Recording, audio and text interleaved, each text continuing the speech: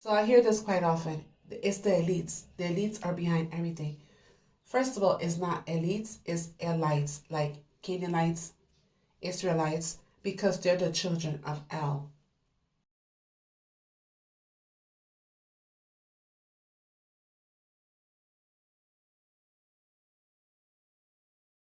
So there's a serpent seed in the land, and I will put enmity between you and the woman, and between your offspring and hers. He will crush your head, and you will strike his heel. And the one that strikes the heel, the serpent seed, is the tribe of Dan. Genesis 49. Okay, so we wrestle not against flesh and blood, but against principalities. Those are your kings and queens, and these are your prince and princesses, the ones that carry the crown. So one of these that wear the crown is the Pope, or Francis, the Pope with tiara, and he opened the bottomless pit the other day, and he released the locusts. They're behind this fog right now, and they're stinging the ones that are unsealed. So they're referred to as locusts, and they have golden crowns on their heads, long hair like women's, and their teeth were those of lions. We have a flesh vessel, which is a flesh body, and we have a spiritual body, and witches and warlocks astral project through the spirit body.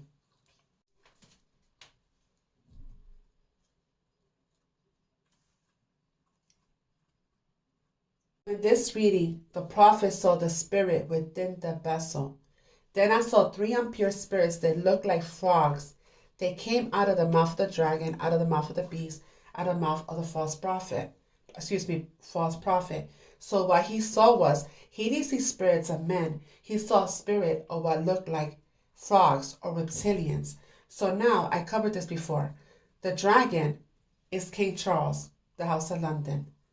The beast is Obama. The false prophet is the Pope. Besides looking like frogs, they're also referred to as locusts because they're the ones that took everything from us. They're eating everything away from us. And that's the face of a locust. I think this cartoon is called Space Ghost, if I'm not mistaken. This clip makes me laugh because he is what he calls himself a praying mantis on top of the Vatican, and he says how he's going to take over the world. And further on in the clip, a woman called them a locust because that's what they are.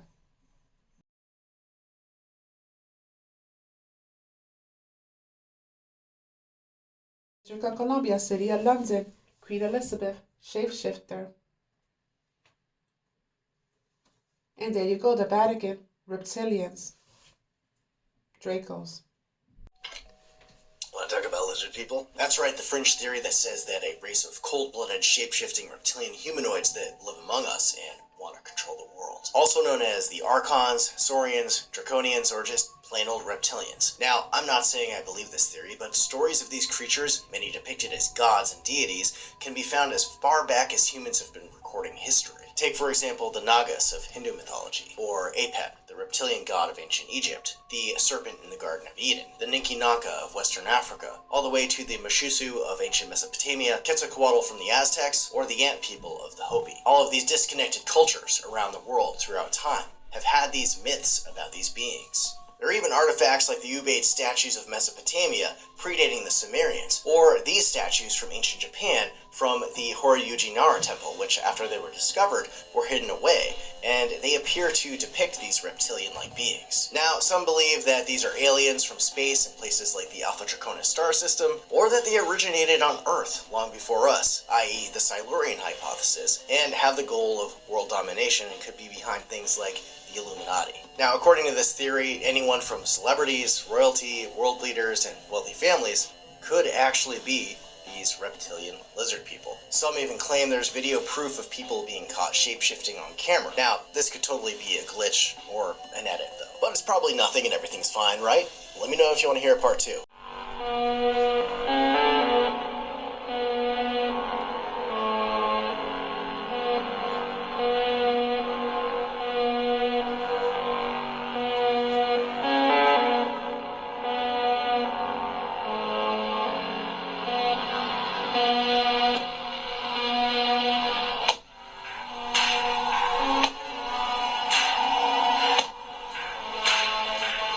I'm going to take your souls. We decide what's hot. If we don't go, nobody goes. If we don't support, nobody supports. We control what's cool. We control what's hot. We control what your kids listen to, what they dance to. We control what's in video games. We control how they wear their pants, sag their pants. We control everything. No intelligence agencies can predict your decisions 4 hours before you make them. They've mastered a technique called predictive priming, secretly placing subtle triggers in your environment that subconsciously guide your choices. From store layouts to social media feeds, these invisible cues are everywhere. The scariest part? These triggers work by activating specific neural pathways 2 to 3 hours before you even think about making a decision. Next time you think you're making a free choice, remember, it was probably programmed into your mind hours ago. We control what's cool. We control what's hot. We control what your kids listen to, what they dance to. We control what's in video games. We control how they wear their pants, sag their pants. We control everything. If you think about the entertainment industry, what comes to mind? Movies, TV, music, right? Let's talk about this entertainment. I've been observing you. What if this entertainment was more than just entertainment? Now in complete control! When you're driving home from work, what are you listening to? When you come home after a long day and turn on the TV, what do you see? U.S. are bracing. Saying that they're one. Think about all the content you've seen throughout your whole life. A lot of it has actually made us who we are today. So you don't know what's really going on. Have you ever stopped for just a second, though, and questioned the content?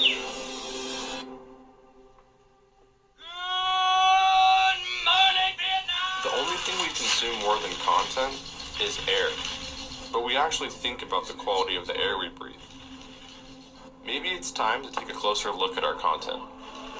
You can find more of this content on YouTube or on Facebook. This one I found on Facebook on the WFT, the Y Files. Symbols are more than just artistic expression. They are a secret language. Celebrities aren't just entertainers. They're key players in a hidden global structure controlled by the Illuminati. A sold-out stadium. Thank y'all so much. A song ends. The crowd erupts as a performer raises their hands, forming a triangle in front of their face. But some of us see something more than just a gesture. It's a signal. A signal of loyalty and obedience. A promise that whatever deal they made, they're holding up their end. Those who hold the triangle in front of their face, especially their eye, that's the signal that they're keeping watch over their audience. They're not just influencing their fans, they're monitoring them. And when they show the triangle, that's an acknowledgement that they're in the hierarchy, on one of the steps of the pyramid. But the Illuminati has plenty of eyes on us who aren't yet in the pyramid, but they watch us all the same. The signal for these initiates is covering one eye. If they remain loyal and do their duty, they too can join the pyramid. In addition to the watchers, there are the disruptors. Spot them with this sign. The index finger and pinky raised with the middle and ring fingers folded down. Basically the rock-on gesture, also known as the goat. This symbol represents the Baphomet. It signifies rebellion against the established order and devotion to Illuminati's global control. Next are the prospects. They use the OK gesture, where the index finger and thumb form a circle, while the other three fingers are extended. This represents the number 666.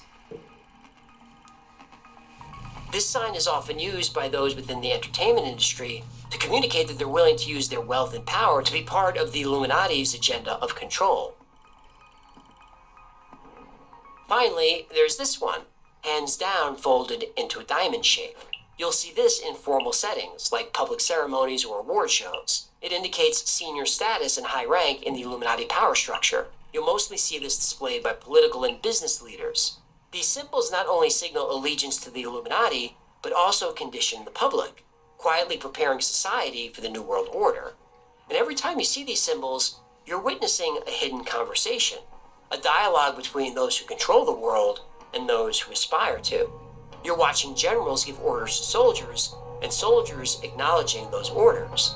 They're telling us everything they're doing. We just have to learn to read the signs. Every day we're surrounded by symbols, on our money and advertisements, and flashed by celebrities on the red carpet. Are secret societies using these symbols to control us? Or is this all a coincidence? Well, let's start with the dollar bill. The pyramid and the all-seeing eye on the $1 bill is the reverse side of the Great Seal of the United States. And we know what the symbols mean because they wrote it down when they were designing it. The pyramid signifies strength and duration. The eye over it and the motto allude to the many signal interpositions of Providence in favor of the American cause. The date underneath is that of the Declaration of Independence, and the words under it signify the beginning of the new American era, which commences from that date. Charles Thomson was secretary to Congress. He took the ideas from 3 committees and created the final design. There could absolutely be a hidden meaning there, but it's probably not Masonic. Of all the men on the 3 committees, there was only one Freemason, Benjamin Franklin. He didn't suggest any Mason symbols. And even if he did, it didn't matter. All his ideas were rejected. Plus, the Great Seal wasn't on the dollar before 1935. Until then, the back just said 1. Then there's the hidden owl, often linked to Bohemian Grove and the secret gatherings of elites. Now, that's not debunked. It's still being debated. Some people think it looks more like a spider than an owl. Another explanation is that the design makes it harder to counterfeit the bill, but nobody really knows. Now, what about the hand gestures celebrities make, like forming a triangle or covering one eye? Now, I can't prove Justin Bieber isn't in the Illuminati, but I'm pretty sure he's not part of a group controlling the world. I heard that if you play Despacito backwards, it says, "Eat bugs, live in a pod." Yeah, I don't know about that. Despacito. I'll admit it's tempting to imagine what the world would be like if Kanye West was in charge. Yeah, him no. I believe that my calling is to be the leader of the free world. Okay, maybe not Kanye. But the truth is, these celebrities are making these signs because they think it's cool. And the ones that know about the Illuminati story are doing it just to be edgy. Because if I was in the Illuminati, I'd want a lot more colonels and soldiers and a lot less, well... Despacito. Right. The Freemasons and the Knights Templar are real organizations. I'm Timothy Hogan, Grand Master of the Knights Templar. And they have a lot of secrets, which only fuel speculation. Both groups do perform rituals and use symbols, that's true. But there's no obvious connection to them in what we'd call the present-day Illuminati. That's not to say a secret government doesn't exist. You know, I believe it does. I don't think it's necessarily a group of occultists or Satan worshippers. Yeah, they're still evil, though. Well, go watch our Project Bluebeam video. I make some allegations against globalist groups like the WEF, CFR, Club of Rome, and the Trilateral Commission. In that episode, I describe what they're trying to do. At least what I think they're trying to do. You decide for yourself if you think they're evil. Yeah, definitely evil. So I can't fully debunk all the claims about Illuminati symbolism. But I do think a lot of it is urban legend, coincidence, and our tendency to make connections that aren't there. I don't think there's a group called the Illuminati. But I do think there's a group of elites working together, acting like the Illuminati. Like I said, I'm working on an episode where I name names.